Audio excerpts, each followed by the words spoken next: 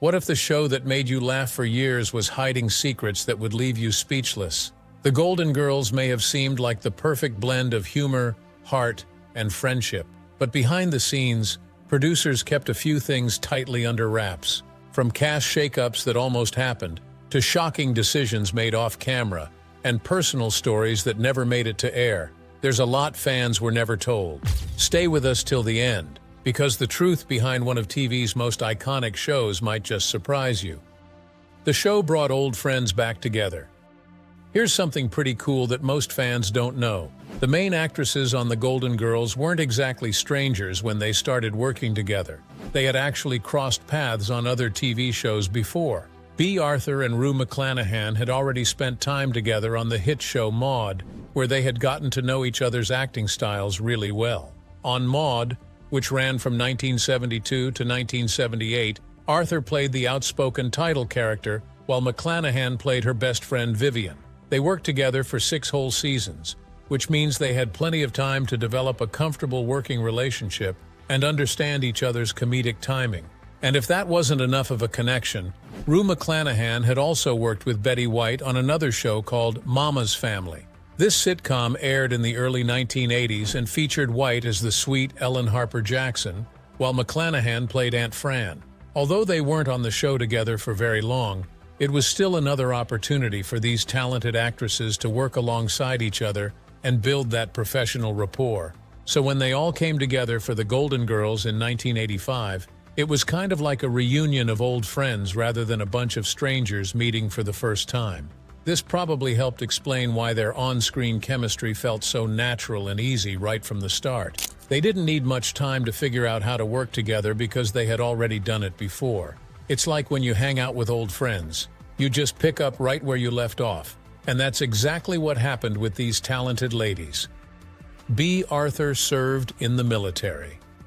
Before Bea Arthur became famous for playing the tall, sarcastic Dorothy on The Golden Girls, and even before her starring role on Maude, she had a completely different career that might surprise you.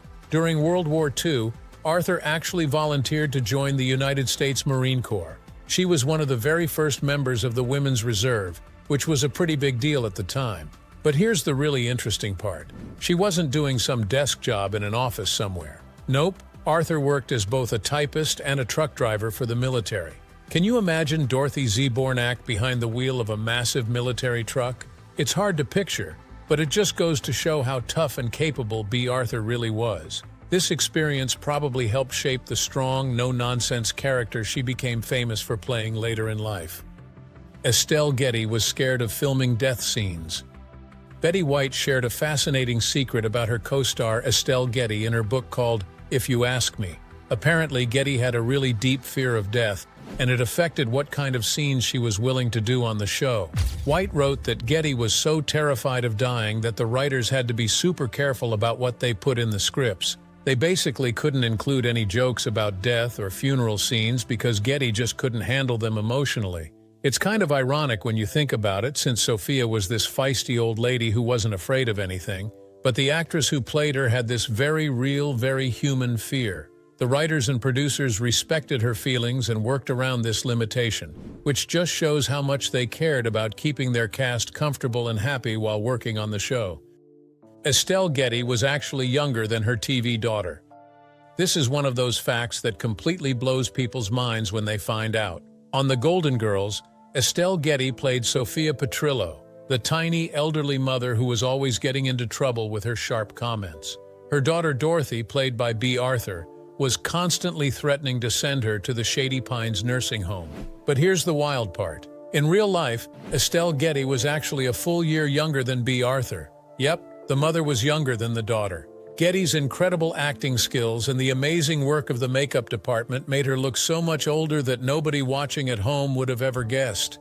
It's a testament to Getty's talent that she could so convincingly play someone who was supposed to be decades older than her actual age. This casting choice might seem strange, but it worked perfectly because Getty just embodied that character so well. It took hours to transform Getty into Sophia. Speaking of making Estelle Getty look older than she really was, let's talk about what that actually involved. Throughout the entire run of the show, Getty was in her 60s, but she needed to look like she was in her 80s to play Sophia. That meant she had to spend a huge amount of time sitting in the makeup chair before filming each episode. The makeup artist had to age her skin, change her whole appearance, and fit her with that iconic gray wig we all remember. But wait, it gets even more complicated. Supposedly, Getty got a facelift between the first and second seasons of the show. This meant the makeup department had to work even harder and spend even more time making her look older, since her face was now fresher and younger looking. There were some special flashback episodes where viewers got to see Getty without all that aging makeup and without her famous wig, and she looked completely different, much younger and more vibrant than the Sophia character everyone knew and loved. Sophia was only supposed to pop in sometimes. When the creative team first came up with the idea for the Golden Girls, they had a very different plan for Sophia's character. Originally, she was supposed to be what TV people call a recurring guest star, meaning she would only show up every now and then for special episodes. The idea was that Sophia would be Dorothy's sassy mother, who would visit occasionally, maybe drop some wisdom or sarcasm, and then leave again. But the producers totally underestimated how much audiences would fall in love with Estelle Getty and her character. When they tested the pilot episode with preview audiences, Sophia was such a huge hit that the producers quickly realized they'd made a mistake. According to Screen Rant, the character tested so strongly with viewers that they immediately changed their plans and made Sophia a full-time regular character. Thank goodness they did, because honestly, it's hard to imagine the Golden Girls without Sophia's one-liners and her purse full of condoms. Betty White almost played a completely different character. Hold on to your cheesecake, because this next fact is absolutely mind-blowing. At a special event at the Paley Center back in 2006, Betty White dropped a bomb that shocked Golden Girls fans everywhere. She revealed that the original plan was for her to play Blanche Devereaux. Yes, the sultry Southern belle who was always talking about her romantic adventures. Meanwhile, Rue McClanahan was supposed to play Rose Nyland, the sweet, naive girl from Minnesota. Can you even imagine how different the show would have been? Instead of Betty White telling those long, rambling stories about St. Olaf, it would have been Rue McClanahan. And instead of Rue McClanahan strutting around in satin nightgowns and inviting handsome men onto the lanai, it would have been Betty White doing all of that. Somewhere along the way, the producers decided to switch things up, and it turned out to be the perfect choice. Both actresses ended up playing the roles they were meant to play, and we got the iconic characters we all know and love. Estelle Getty got really nervous on filming days. While Sophia Petrillo was famous for being bold, confident, and never afraid to say exactly what she thought, the actress who played her struggled with something very different: serious stage fright. Rue McClanahan talked about this in an interview with the archive of the Academy of Television Arts and Sciences. She explained that Getty was actually a totally different person depending on what day of the week it was. During rehearsals and prep days, Getty was apparently relaxed and fun to be around. But as soon as it was time to actually film in front of the live studio audience, everything changed. McClanahan said Getty would show up like Pigpen with a black cloud hanging over her, referring to the Peanuts character who always had dirt and dust following him around. Poor thing, McClanahan added sympathetically. It must have been really tough for Getty to deal with that anxiety week after week, but she pushed through it and delivered some of the most memorable performances on the show. Her professionalism and dedication really showed. A Broadway star almost played Dorothy instead. Before Bea Arthur landed the role of Dorothy Z. Bornak, another legendary actress auditioned for the part, Elaine Stritch, who was already famous for her work on Broadway and had won both Tony and Emmy Awards. Stritch later talked about her audition, and she didn't hold back. She admitted that she totally messed it up. "It was a damn good script," Stritch said, recognizing that the Golden Girls was something special. Then she described exactly what she had lost by blowing her audition. "I blew a multi-million, zillion-dollar, international, syndicated, residual-grabbing, bopperoni, smasheroni, television situation comedy entitled The Golden Girls." You can tell from the way she described it that she knew she'd missed out on something huge. Those residuals alone, the money actors make every time an episode airs again, would have set her up for life. While Stritch was an amazing talent, it's hard to imagine anyone other than Bea Arthur playing Dorothy. Sometimes things just work out the way they're supposed to. Rue McClanahan got to keep all of Blanche's fabulous clothes. Blanche Devereaux had some seriously amazing outfits on The Golden Girls.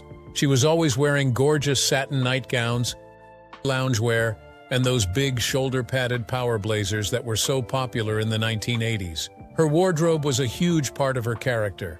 It showed that she was confident, glamorous, and not afraid to dress to impress.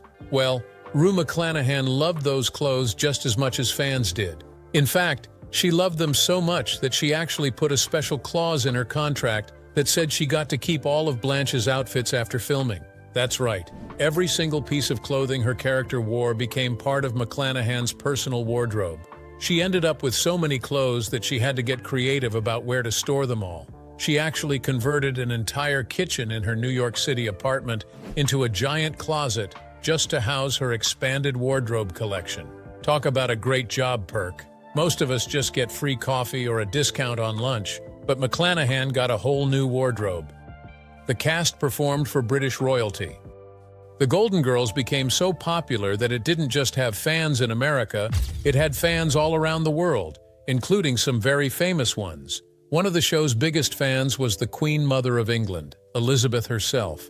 She loved the show so much that she actually invited the entire cast to come to London and perform a live version of a Golden Girls script for the British royal family at Buckingham Palace. How cool is that? Betty White talked about this incredible experience during a Reddit Q&A session in 2014. She described how they were given very strict instructions not to speak to the Queen unless she spoke to them first. The Queen Mother was sitting up in a box during the performance, but afterwards she came down onto the stage with Princess Anne to meet the cast. According to White, the Queen said, "Lovely, pretty girls," and Betty, being Betty, responded with, "Not bad bodies." Instead of being offended, the Queen laughed and agreed, saying, "Oh no, not bad bodies." It's such a great story about how the Golden Girls brought people together across cultures and even impressed royalty. Dorothy's big earrings were all clip-ons.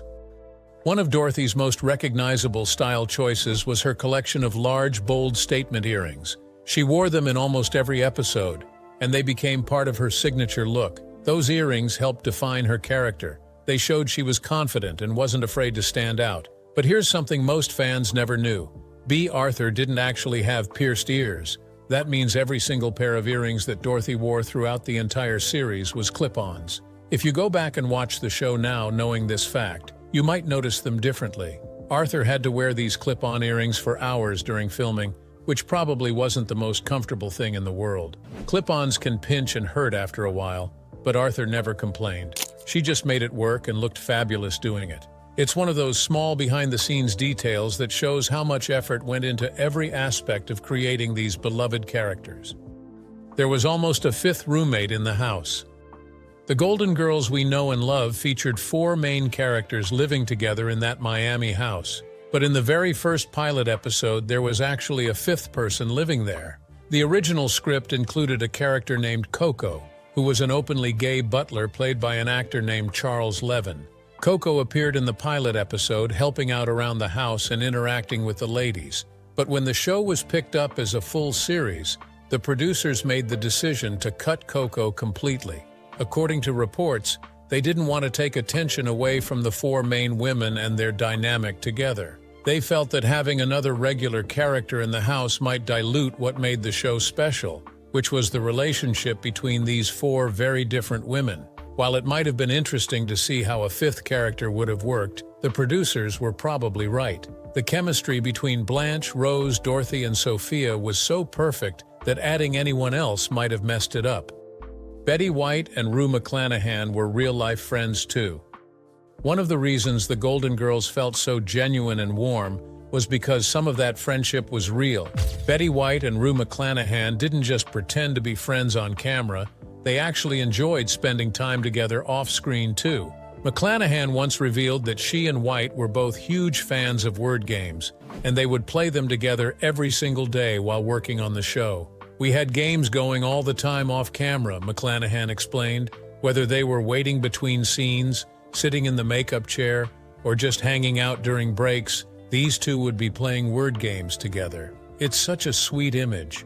2 talented actresses who genuinely enjoyed each other's company and found fun ways to pass the time together. This real friendship probably helped make their on-screen interactions feel more authentic. When Rose and Blanche were having a moment together on the show, viewers could sense that real warmth and connection, and that's because it actually existed between the actresses playing them. Estelle Getty drew the line at certain jokes. Sophia Petrillo was known for her sharp tongue and willingness to make fun of just about anyone or anything.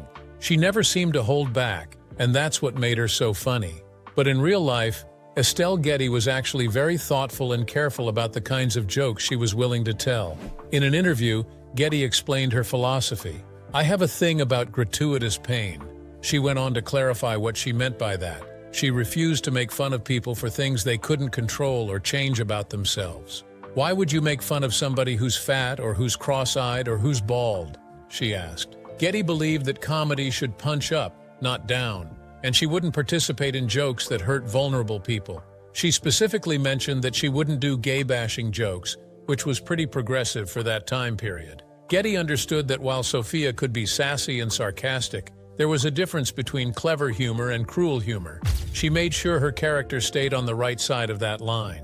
This shows that Getty wasn't just a talented actress, she was also a person with strong principles who used her influence to make sure the show stayed kind, even when it was being funny. Who was your all-time favorite Golden Girl? Let's hear it in the comments.